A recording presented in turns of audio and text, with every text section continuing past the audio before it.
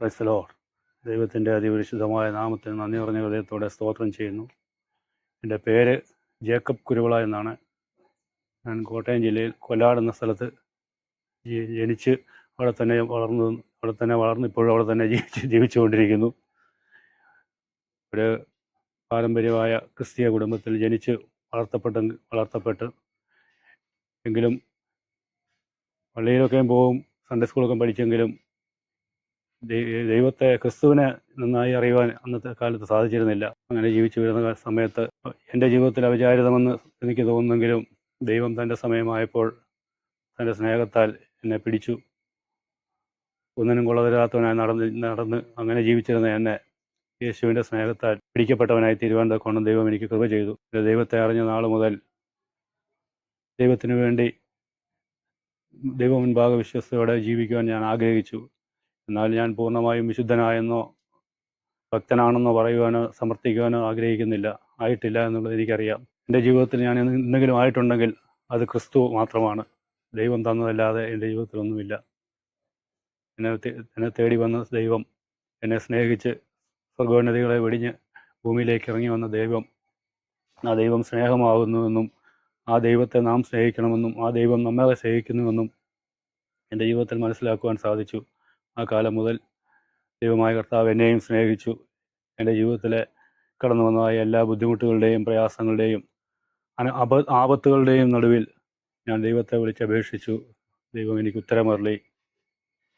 എന്നെ എൻ്റെ കൂട്ടുകാരിൽ പരമായി ആനന്ദതൈലം കൊണ്ട് അഭിഷേകം ചെയ്ത് നന്മകളാൽ അനുഗ്രഹിച്ചു. ദൈവം ഇത്രത്തോളം നടത്തി. ജീവിതത്തിൽ നേരിട്ടതായ പലവിധ ഭാരങ്ങളും പ്രയാസങ്ങളും ഞാൻ ഓർക്കുന്നു.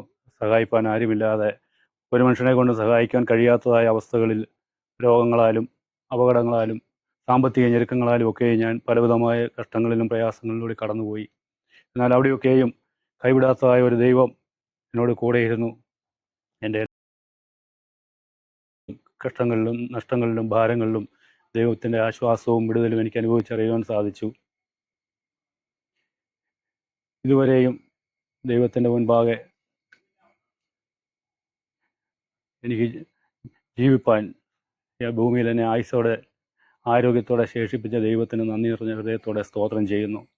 എന്നെ കേൾക്കുന്നതായ പ്രിയപ്പെട്ടവരോട് എനിക്ക് പറയാനുള്ളത്, നാം ആരായിരുന്നാലും, ക്രിസ്ത്യാനിയോ മുസ്ലിമോ ഹിന്ദുവോ, യേശുക്രിസ്തു ക്രിസ്ത്യാനികളുടെ മാത്രം ദൈവമല്ല, സകല മനുഷ്യരുടെയും ദൈവമാണ്. സകല ലോകത്തിൻ്റെയും കർത്താവാണ് യേശുക്രിസ്തു. തന്നെ വിളിച്ചപേക്ഷിക്കുന്ന ഏവർക്കും ഉത്തരമരുളുവാൻ വിശ്വസ്തനും ശക്തനുമായ ദൈവമാണ്. അവൻ സർവ്വശക്തനും സർവ്വവ്യാപിയുമായ ദൈവമാണ്.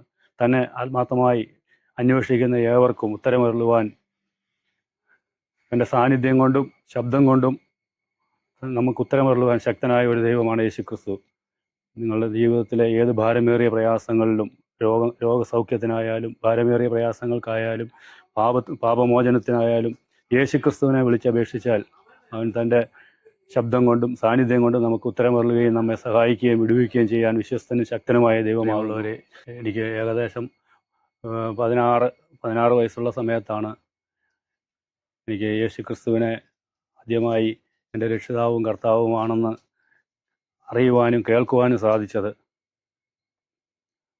ഒരു യാത്ര കഴിഞ്ഞ് മടങ്ങി വരുന്നതായ സമയത്ത് എൻ്റെ ഒരു സുഹൃത്ത്, പെന്തക്കോസ്തുകാരനല്ല,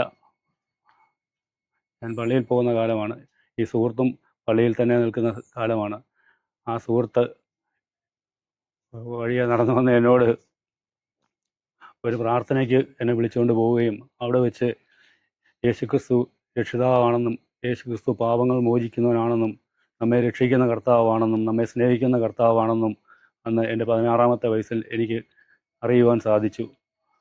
അന്ന് അവിടെ സംസാരിച്ചതായ ദൈവദാസൻ യേശുക്രിസ്തുവിനെക്കുറിച്ചും യേശുക്രിസ്തുവിൻ്റെ ക്രൂശ് മരണത്തെക്കുറിച്ചും അവൻ ക്രൂശിൽ മരിച്ചത് നമുക്ക് വേണ്ടിയാണെന്നും ആ രക്തം ചീന്തിയത്, ദൈവത്തിൻ്റെ യേശുക്രിസ്തുവിൻ്റെ ശരീരം യാഗമാക്കി തീർത്തത് എന്നെയും രക്ഷിക്കുവാൻ വേണ്ടിയാണെന്നുള്ളതായ ബോധ്യം ആ ദൈവവചനം സംസാരിച്ചപ്പോൾ എനിക്കുണ്ടായി.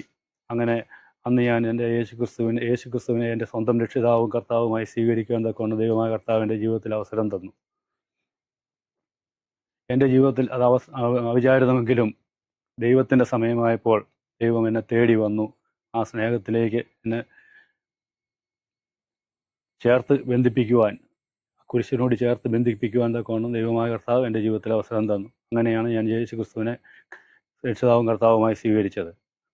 എൻ്റെ പാപങ്ങൾ ഏറ്റുപറഞ്ഞ് യേശു ക്രിസ്തുവിനെ സ്വന്തം രക്ഷിതാവും കർത്താവുമായി സ്വീകരിച്ചു. എൻ്റെ 18-ാമത്തെ വയസ്സിൽ എനിക്ക് കർത്താവിനെ ജലത്തിൽ സാക്ഷീകരിക്കുവാൻ, സ്നാനപ്പെടുവാൻ തക്കവണ്ണം കർത്താവ് എൻ്റെ ജീവിതത്തിൽ അവസരം തന്നു. എൻ്റെ 18-ാമത്തെ വയസ്സിൽ ഞാൻ കർത്താവിനെ ജലത്തിൽ സാക്ഷീകരിച്ചു. അന്നു മുതൽ വേർപെട്ട ആരാധനയ്ക്ക് കടന്നു പോകുന്നു. ദൈവത്തെ ആത്മാവിലും സത്യത്തിലും വേർപാടിലും ആരാധിക്കുന്നു. ഈ ഒരു കൂട്ടത്തോടു കൂടെ ചേർന്ന് ദൈവത്തെ ആരാധിച്ചു വരുന്നു. അന്നു മുതൽ എൻ്റെ ദൈവം എന്നെ വഴി നടത്തുന്നു. എൻ്റെ എല്ലാവിധമായ കാര്യങ്ങളും ദൈവം നടത്തുന്നു. സാമ്പത്തികമായി എന്നെ ഉന്നതിയിലെത്തിച്ചെന്നോ അല്ലെങ്കിൽ ഞാൻ വിശുദ്ധിയുടെ ഉന്നതിയിലെത്തിയെന്നോ പറയുവാൻ ആയിട്ടില്ല. എന്നാൽ എൻ്റെ ആഗ്രഹമെന്ന് പറയുന്നത്, ഇപ്പോൾ എനിക്ക് 62 വയസ്സായി. ദൈവം എനിക്ക് ഭൂമിയിൽ തരുന്ന ആയുഷ്കാലം മുഴുവൻ ദൈവത്തിൻ്റെ മുൻപാകെ വിശ്വസ്തയോടെ ഒരു ദൈവഭക്തനായി ജീവിക്കുവാൻ ഞാൻ ആഗ്രഹിക്കുന്നു. പ്രാർത്ഥന കേൾക്കുന്നതായ ഒരു ദൈവം നമുക്കുണ്ട്. ആ ദൈവം നമ്മുടെ പ്രാർത്ഥന കേൾക്കും. അവസാനം വരെയും ദൈവത്തിൻ്റെ ഒരു ഉത്തമ സാക്ഷിയായി വിശ്വസ്തയോടെ ജീവിപ്പാൻ ഞാൻ ആഗ്രഹിക്കുന്നു. ഈ അവസ്ഥ നിങ്ങൾക്കും സാധിക്കും. ദൈവത്തെ വിശ്വസിച്ചാൽ, നാം പ്രാർത്ഥിച്ചാൽ ദൈവം നമ്മുടെ പ്രാർത്ഥന കേൾക്കുന്ന ഒരു ദൈവം, ജീവനുള്ള ദൈവം ഉണ്ട് എന്നുള്ളതായ ഉറപ്പ് എനിക്കുണ്ട്. ആ ഉറപ്പ് ധൈര്യവും നിങ്ങളും പ്രാപിച്ചാൽ നിങ്ങൾക്കും ഈ ലോകത്തിലെ കഷ്ടങ്ങളോ നഷ്ടങ്ങളോ ഒന്നും സാരമല്ല എന്ന് എണ്ണിക്കൊണ്ട് ദൈവരാജ്യത്തിന് വേണ്ടി കാത്തിരുന്ന് വിശ്വസ്തയോടെ ജീവിപ്പാൻ ദൈവമായ കർത്താവ് നിങ്ങൾക്ക് ഓരോരുത്തർക്കും അവസരം നൽകട്ടെ. ഈ യേശുക്രിസ്തുവിനെ എൻ്റെ ജീവിതത്തിൽ അനുഭവിച്ചറിയുവാൻ സാധിച്ചതുപോലെ നിങ്ങൾക്കും അനുഭവിച്ചറിയുവാൻ, ദൈവത്തെ രുചിച്ചറിയുവാൻ, യഹോവ നല്ലവനെന്ന് രുചിച്ചറിയുവാൻ തക്കവണ്ണം ഇടയാകട്ടെ എന്ന് ആശംസിച്ചുകൊണ്ട് എൻ്റെ വാക്കുകൾ